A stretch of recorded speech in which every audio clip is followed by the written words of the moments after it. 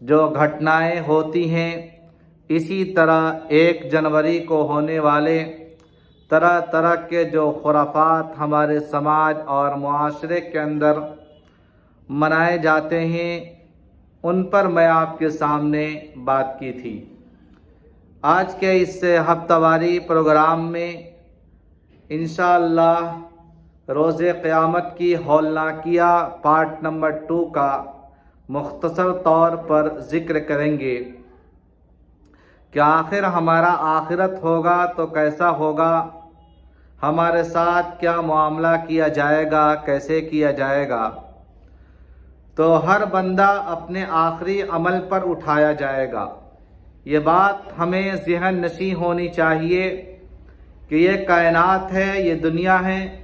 ہم یہاں آئے ہیں تو مختلف کام کریں گے، مختلف چیزوں پر دھیان اور توجہ دیں گے، لیکن ایک وقت آئے گا کہ ہمارا آخری ہوگا۔ ہمارے آس پڑوس کے لوگ، ہمارے بہو بیٹیاں، ہماری مائیں اور بھی دیگر افراد ہمیں چمچ سے پانی پلا کر کے ہمارا آخری بھی رسومات کر دیں گے۔ تو ہمارے ایسے موقع سے ہمارے زبان پر کیا ہونی چاہیے، کیا نہیں ہونی چاہیے،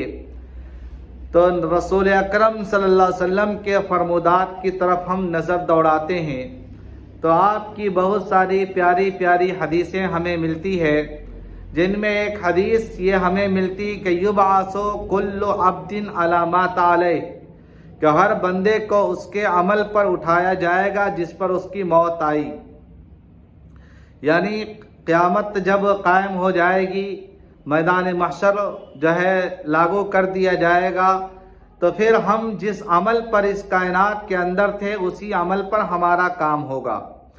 عبداللہ بن عمر رضی اللہ تعالیٰ عنہ بیان کرتے ہیں کہ رسول اکرم صلی اللہ علیہ وسلم نے فرمایا کہ اذا اراد اللہ بقوم عذابا اصاب العذاب من کان فیہم ثم بعثوا علی نیاتہم، کہ اللہ تعالیٰ جب کسی قوم کو عذاب دینے کا ارادہ کرتا ہے تو اس قوم کے تمام افراد کو عذاب پہنچتا ہے، پھر انہیں ان کی نیتوں پر اٹھایا جاتا ہے۔ اگر ہماری نیت صحیح، ہمارا نیت درست ہے تو ہمارا معاملہ بھی آخری اسی پر ہوگا۔ اسی طرح ایک اور روایت ہے عبداللہ بن عباس رضی اللہ تعالی عنہ سے کہ النیاحۃ علی المیت من امر الجاہلیہ، میت پر ماتم کرنا جاہلیت کے کاموں میں سے ہے، اور ماتم کرنے والی عورت اگر توبہ کیے بغیر مر جائے تو اسے قیامت کے روز اس حال میں اٹھایا جائے گا کہ اس پر گندھک کا لباس ہوگا، پھر اس کے اوپر اسے آگ کے شعلوں کی قمیص میں پہنائی جائے گی۔ میری ماں اور بہنیں، یہ خاص طور پر دیکھا جاتا ہے کہ اگر کسی شخص کا وفات ہو جائے، ماں باپ کا انتقال ہو جائے، بیٹے کا وفات ہو جائے، بیوی کا وفات ہو جائے، یا اس طرح کے افراد کا وفات ہو جائے، تو یقیناً آنکھوں سے آنسو گرنا یہ ایک فطرت ہے، آنکھوں سے آنسو گر جانا یہ فطرت ہے، لیکن ہم اس کو ایسے بنائیں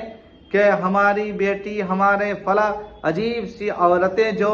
طرح طرح سے رونے کا اس کو کیا کہا جائے، اس طرح سے کرنا، ماتم کرنا، اپنے سینے پر ہاتھ مار کر کے رونا اور سر کو پٹکنا، یہ صحیح طریقہ نہیں، کیونکہ اس روایت سے بالکل واضح ہے کہ اگر آپ کا انتقال اسی پر ہوتا ہے تو آپ اسی پر اٹھائی جائیں گی۔ اس لیے ان چیزوں سے ہمیں پرہیز کرنا چاہیے، صبر سے کام لینی چاہیے۔ صبر بہت بڑی چیز ہے، اگر ہم صبر کر لیتے ہیں تو اللہ رب العالمین ہمیں اس کا بہترین بدلہ ہمیں دیتا ہے۔ تو یہ ہمارے ذہن میں یہ بات ہونی چاہیے کہ ہر بندے کو اپنے آخری عمل پر اٹھایا جائے گا۔ تو ہم دنیا کے اندر ہیں اور دنیا چھوڑنے کے وقت کون سے عمل کرتے ہیں،